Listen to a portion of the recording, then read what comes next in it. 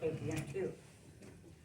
Okay, so I think this is the question, and correct me if I'm wrong. I correct you. I hope so. Okay, so I think we're talking about what impact can we as authors have on the issues of today, and specifically, how can we or how should we attempt to influence the world's attitudes toward the concept of diversity? My friend and co-presenter Beth Camp has asked me to discuss how science fiction deals with that concept. And those of you that know me well know exactly where my mind went, and that was to Star Trek. Okay, so before I begin with the examples, I want to take you in the Wayback Machine to May of 2022, where we met at the Shada Library for the first time. We had a guest speaker. Her name was Lee Kessler, and she's a friend of mine, but she's also an actress, an entrepreneur, and she's an author. And she spoke to us about her books, of course, but also she talked about how we as writers can impact society if that's what we want to do, if we have a message. And she said that we can help, she talked about the need to help stop the divisions that pit people against one another and the influence good writers can employ to improve our society. Then she let us in on a powerful secret. Good fiction has a power that surpasses fact. In other words, if you read a fiction story or you read a dissertation by somebody or a book about a subject, which one are you going to relate to the best? That depends on your personality, of course, but in writing fiction, you can allow the reader to take a step back from the immediate issues of the day. And in science fiction, you get to take 2 steps back, because not only is it fiction about the world around us, but it's also fiction about other worlds as well and other people. And so the reader can become an outsider looking at the world's problems from the point of view of, say, a Vulcan like Spock. That's just one example.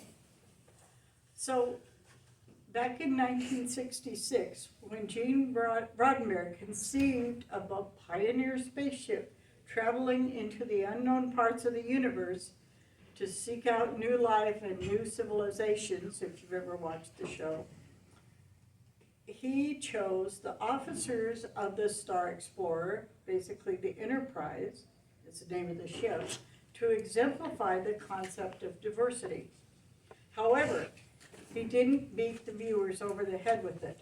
Okay, so the Doctor and the Vulcan, they argued. They cast aspersions on each other. They called each other names that some people would maybe call racial slurs. And yet each would give their life to save the other person. So they were kind of like brothers in a way. And it was a family of officers on the deck of the Enterprise. Okay, on the bridge. Roddenberry placed a captain who was a true leader, one who had the loyalty and love of his fellow officers and had also earned their respect. And this has been demonstrated in quite a few issues. I just binge watched the whole original series this week, thanks to Mara Lee loaning me the DVDs with my 10-year-old grandson, and he related to it. So it's not just something out of the 60s. It's relevant today as it was when it was first aired. Okay, so he had a science officer, Spock, whose appearance was alien to the rest of the ship and similar to a warlike race called Romulans, only nobody at that time knew what they looked like when the show began. However, there was a show called Balance of Terror, and the viewers and all the people on the Enterprise got their first glimpse of a Romulan. And it happened to be a captain who later on played Spock's dad in the series, but in this one, he was a captain of a Romulan warship. Okay, he told Kirk, after they had anticipated each other's moves for a while, and he was to the point where he'd have to surrender, he told Kirk it was not their way, that he was going to blow up his own ship. But before he did, he said, "I think, Captain, that you and I are more alike than we are different. And maybe in another lifetime we could have been friends." Well, that's a key thing and a key theme to Star Trek, as we'll discover as I take you on this voyage. In that same episode, the captain has his hands full with a navigator who decides Spock must be a traitor because he looks like a Romulan. And of course, this navigator's dad and uncles and brothers and whoever was killed in a war that happened probably before this guy was even born. Well, not before he was born, but before he was an adult. And so he resented the Romulans, and he developed this resentment towards Spock just because of the way he looked. Okay, as the episode progresses, the navigator nearly dies of asphyxiation. He goes down to a part of the bridge that's being flooded with weird stuff, and Spock goes in there, endangering his own life, and drags the guy out and saves his life. So the characters don't speak of the sticks and stones philosophy, like, you know, what you say can't hurt me, but, you know, if you beat me up with a stick, you can. We see a lot of the other side of that now, where you don't say the right thing to somebody and they get offended. That didn't happen in Star Trek, but they didn't beat you over the head with it. The meaning was clear, however. In other words, you can't change other people's prejudices and derisions, but your kindness and compassion can often change their attitudes. So even though the original Star Trek series lasted only 3 seasons on a limited budget and sometimes cheesy special effects, it still endures because of its message to humanity.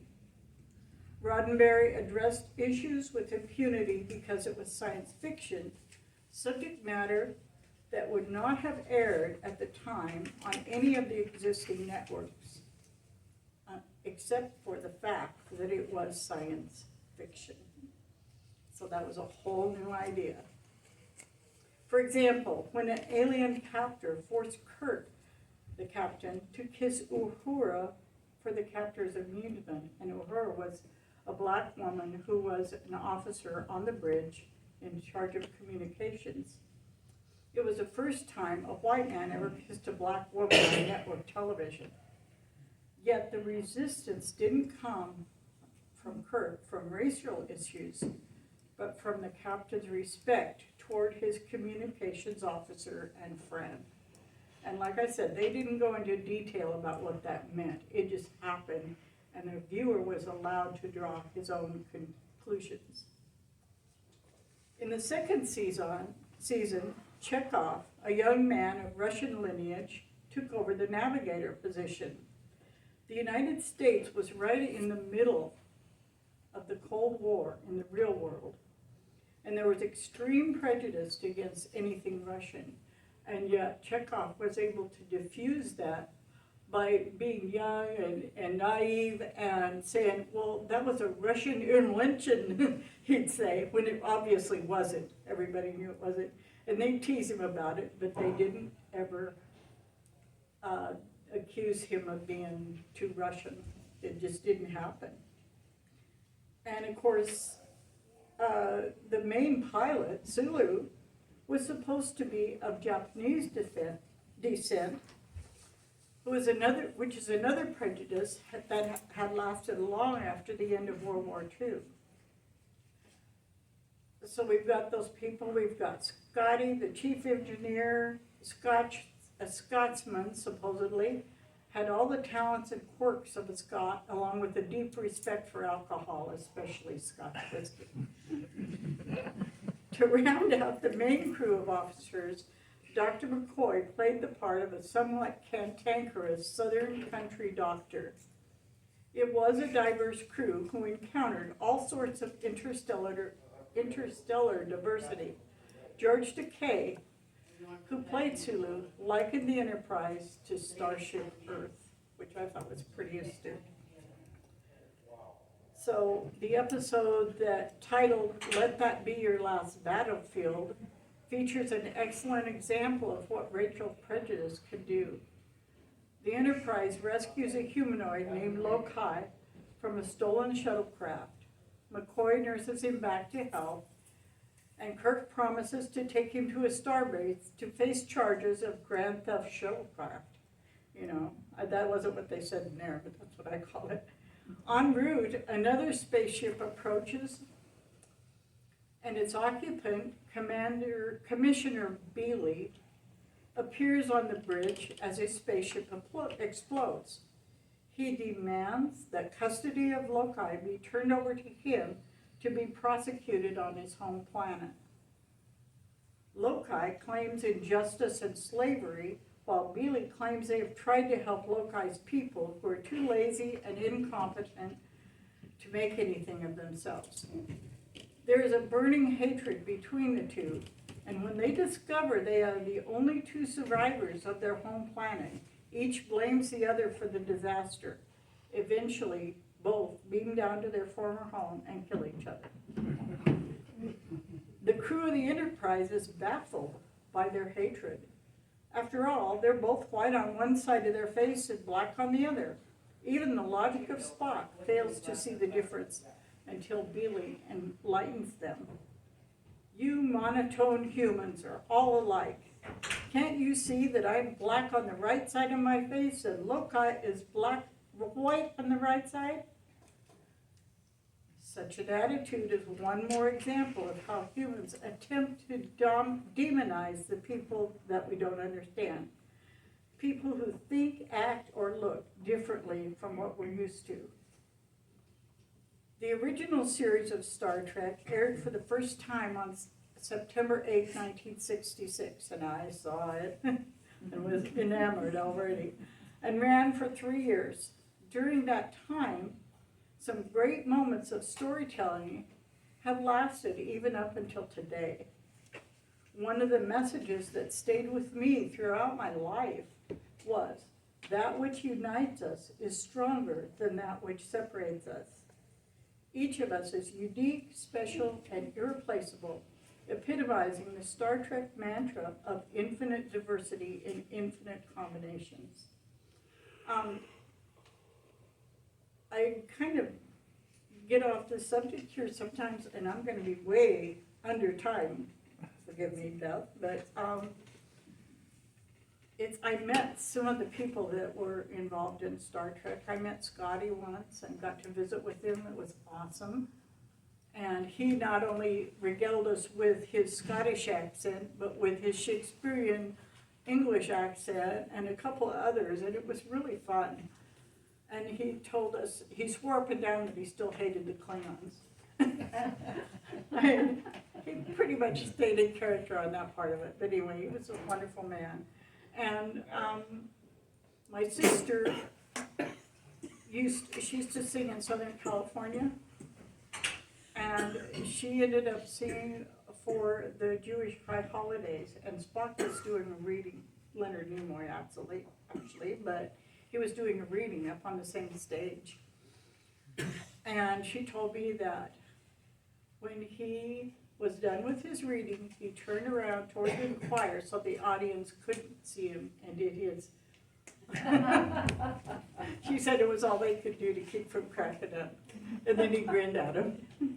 Did you know that is actually a Jewish blessing? Yes, I do know. It's actually a letter, and they used it in their services. That's a whole nother story. I learned from watching these extras on those DVDs. Thank you, again, Marilee. But in that spirit, I'm going to close with a quote from Dr. McCoy. Leonard McCoy. Yes, Dr. Leonard McCoy, DeForest Kelly, that's the actor's name, spoken to Captain Kirk in the first season episode, Balance of Terror. That was where they had the navigator that was angry with Spock, okay? Kirk is in a self-doubting phase and wondering if he was going to be able to do this the right way. And McCoy said to him, in this galaxy, there's a mathematical probability of 3 million Earth-type planets. And in all the universe, 3 million galaxies like this one. And all of that, and perhaps more, only one of each of us. Anyway, that's all I got for right now.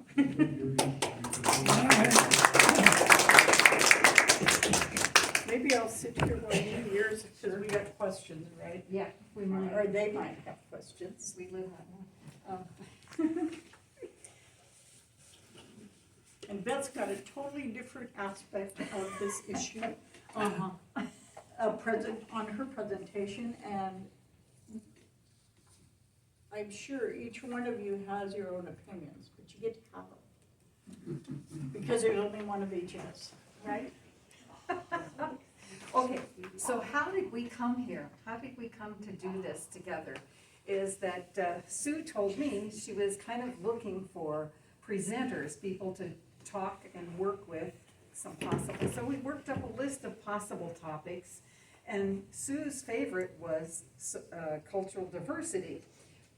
Something I didn't really think about very much because we live our narrow little lives and we go here, we go there, but it's really not that much of a difference. It doesn't feel like that much of a difference.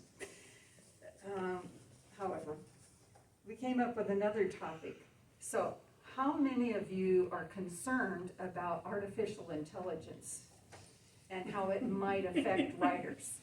Because that's the other topic that we're tentatively planning for late in the year in case we don't have a presenter. Sue and I will come to the rescue once more if you are interested. But it sounds like artificial intelligence is deliciously complicated. But anyway, so I have the intellectual side. She had the fun side. I have the part that is having us take a close look at what is cultural diversity and how does it affect us as writers. Because that's the problem. We tend to write from our own experience. We're told, write what you know. But our culture, our life, where we're living right here today is changing.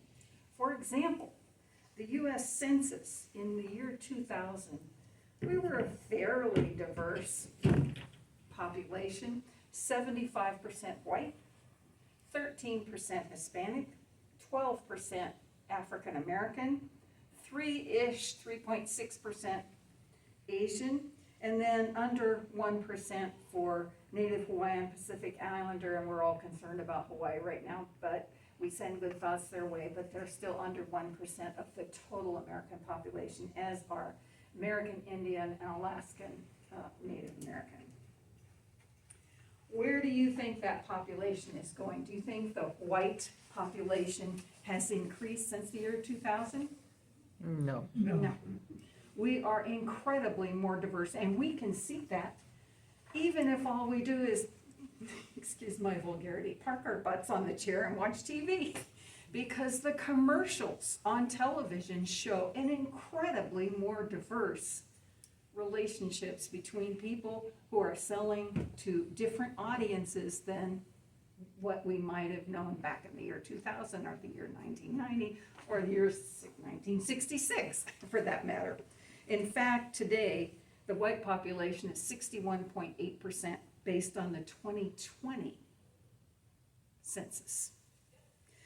Today, corporations are offering workshops to encourage diversity. They call it DEIB, which I was gonna write on our whiteboard here, but I think they frown on it.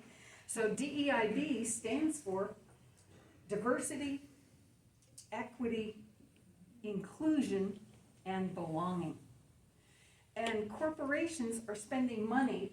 Come on in if you're coming in, don't worry about it. I don't know, and there doesn't look like there's places here. There's places, there's chairs We in got the back, chairs. you can Okay. grab a chair.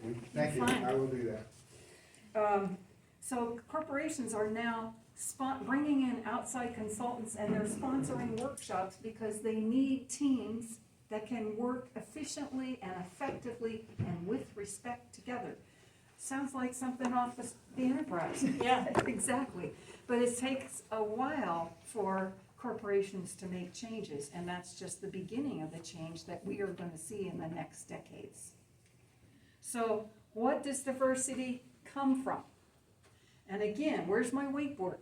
Because what I would do is say, okay, I have a handout, I have about 7 copies, but diversity comes from first our racial or ethnic identity, our class, our socioeconomic class, and maybe our geographic location, because I don't know about you, but when I listen to the news and somebody's from Alabama, I can sure tell the difference between that Washington accent.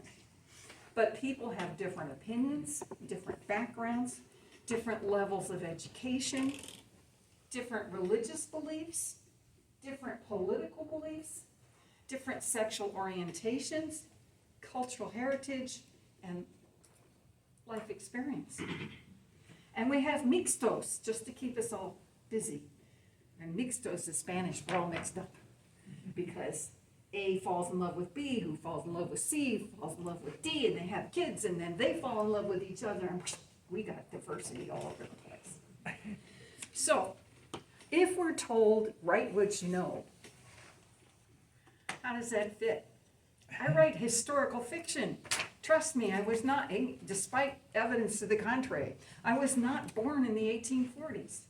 So what I'm trying to say to you is, we can write what we know, but that posits that others are human just like us. Of course they are, but do we really know authentically what another person's experience is? For example, if I'm writing a book from a male point of view, do I really understand the male psyche? Probably not. So what do? I have to do research. For historical fiction, that's easy. Letters, journals, research online, books and books and books, and you get a feeling and you intuitively find your way to the characters that you want to build. If I were writing contemporary stuff, it's tougher. But what's good about Write What You Know is it encourages us to write from the 5 senses. You know, the old touch, taste, see, blah, blah, blah, hearing, all of that. And to use our direct experience. Could be in the workplace, could be at home, could be at church, if we go to church, but it's relationships, family background, all of that conspires to give us a worldview that sadly may be different from other worldviews. So, does this prompt of Write What You Know limit us? Yeah. Not if you're a Trekkie. Or, yeah, my science background serves me well in that. Exactly, but anyone can write about anything and anyone they want, right? And so we do. However, how do we write authentic characters? And the answer is, how do we know what we know? How deep is our knowledge of others? For example, I was at a writer's group a couple of years ago, maybe a decade or so ago, and there was a wonderful Native American writer that I had the greatest of respect. He told the greatest of stories, and I'm a shy nerd, so I'm kind of holding back. He's over there surrounded by a lot of admiring people, and he kind of nodded at me, and I nodded back, and watched. Time passed. Afterward, he comes over to me, he says, "Hey Beth, how come you didn't come over? How come you didn't join my group? I invited you when I nodded at you." It was a Native American sign language that he used to invite me into his group. And I ignored it because I was ignorant. Tokenism. So the greatest risk of writing what we know is that we rely on what we do know, which tends to be or can be stereotypes.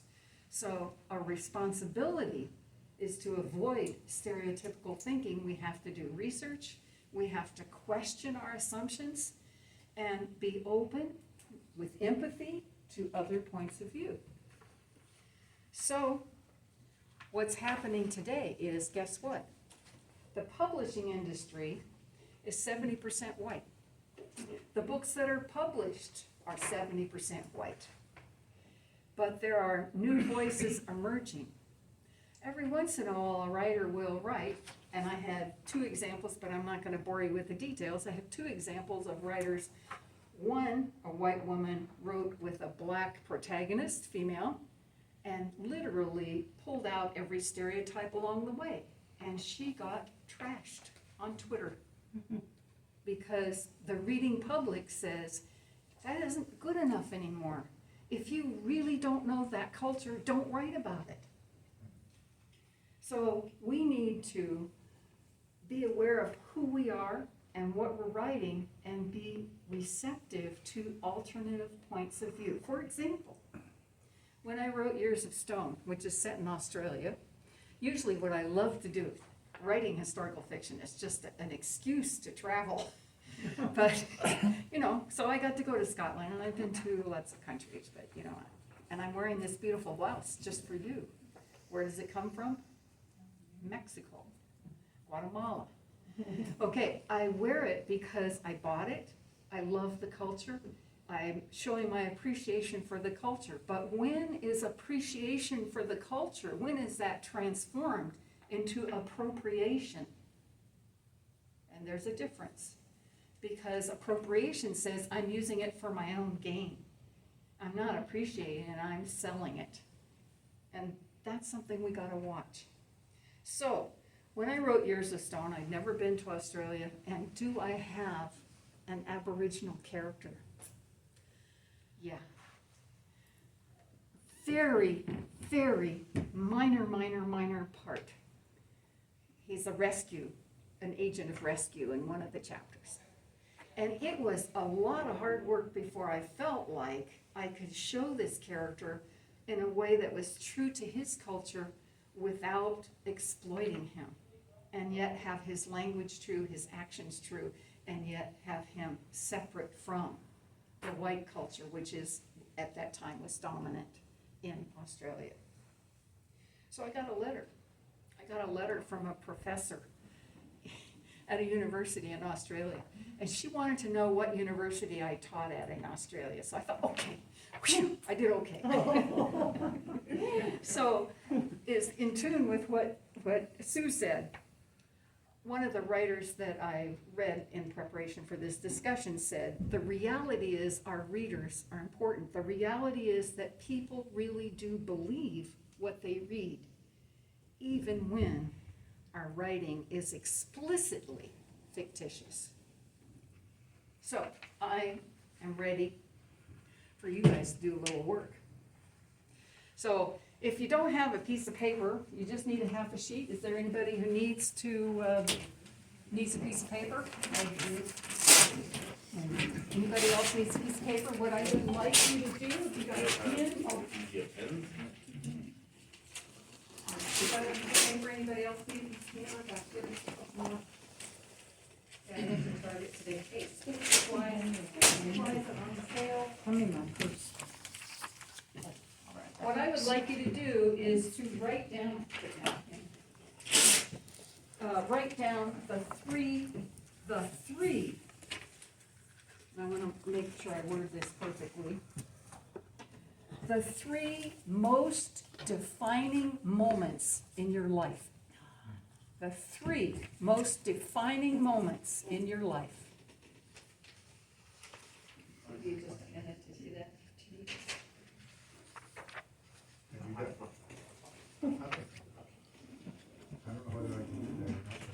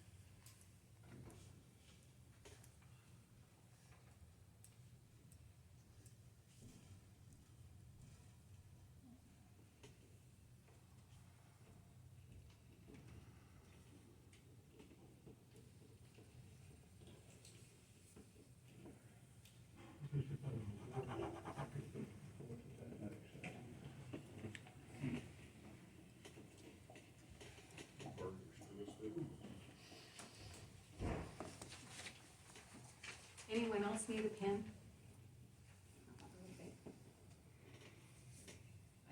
I can't tell if you're done, so if you need a little more, a few more moments, another moment or two, you wanna raise your hand? Are you ready to move on? I can't tell. Need a little moment? No, I have a question. Yeah. Isn't life full of defining moments? Yeah, but I want the 3 most pivotal. I got them. Okay. Here's the thing. I'm not gonna ask you to share them, although you can if you want. We can make time for that. I did this exercise and I found out something that relates directly to my own writing. So I'm gonna share my 3. And I'm gonna relate them to writing. Okay. The first was 1955. My mother was a Hollywood starlet and kind of flirty. My stepfather took offense and he beat her. He beat her so badly that she should have been hospitalized. Instead, he brought her to my sister and I when we were 8 and 9 years old, and he said, "Take care of your mother." Her eyes were swollen, black and blue, puffy. Her arms covered with bruises and blood's oozing down her face. Okay, why would I share that with you? Because my mother always said, "You never tell anyone what happens at home."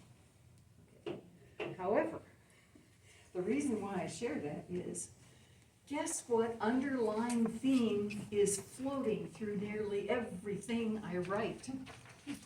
Violence, abandonment, the quest for justice as an underlying theme.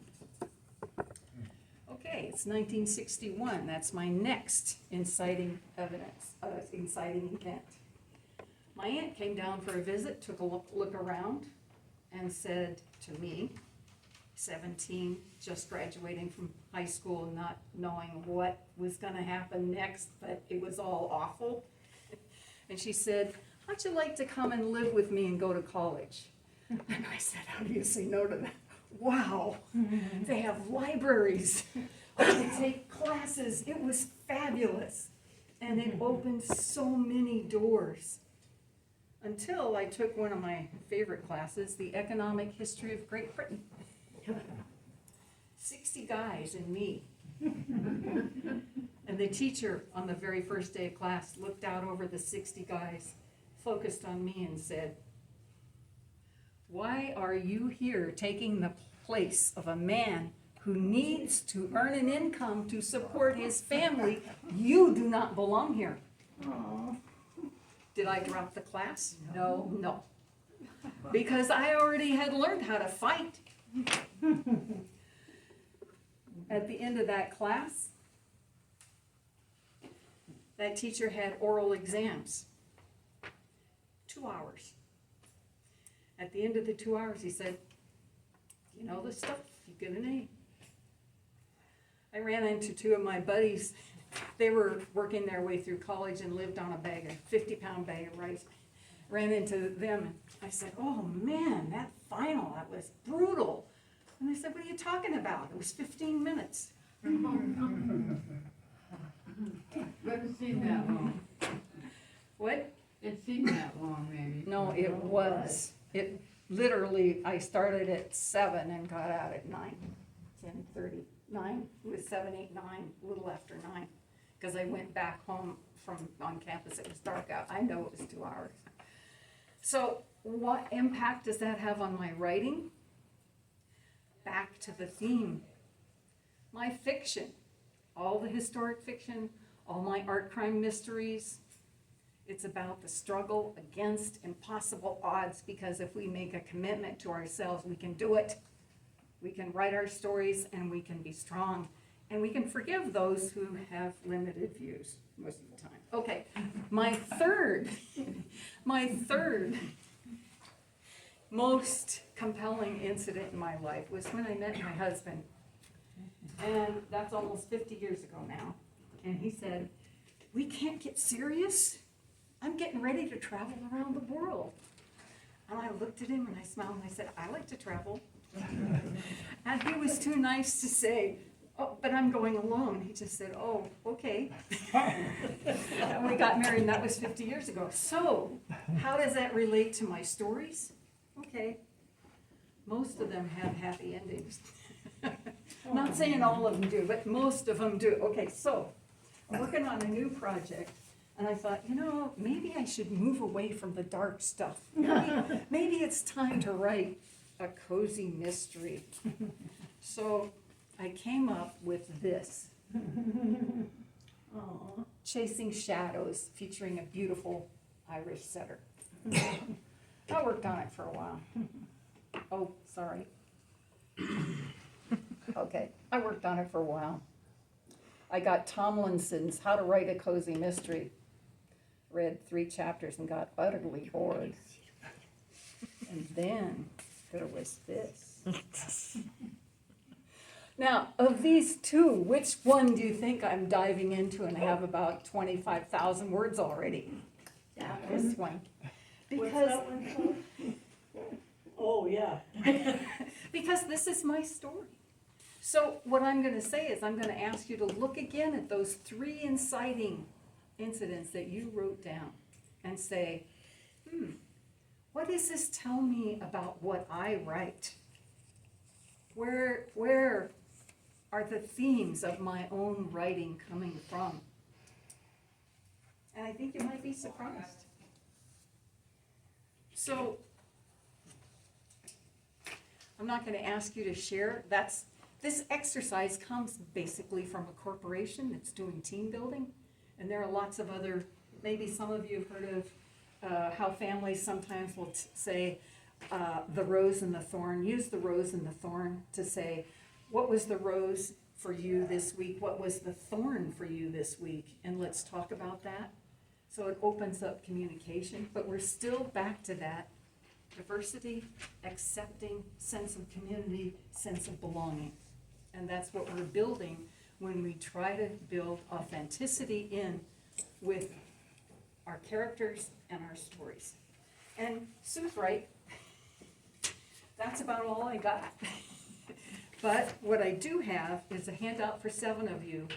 And I did find 2 wonderful articles, because some of the articles that I read said, there's no checklist for this. You cannot, you gotta find your own way.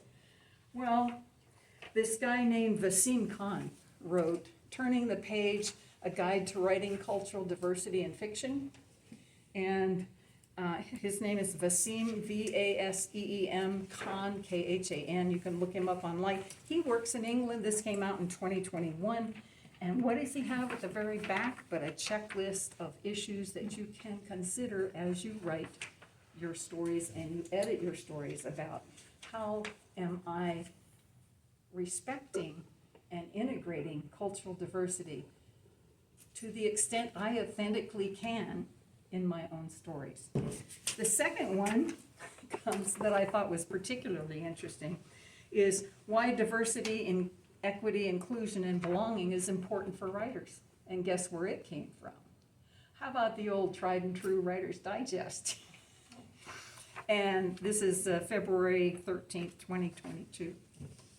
And so if you want a handout, I've got those resources here, and I'll just leave these if somebody wants the handout.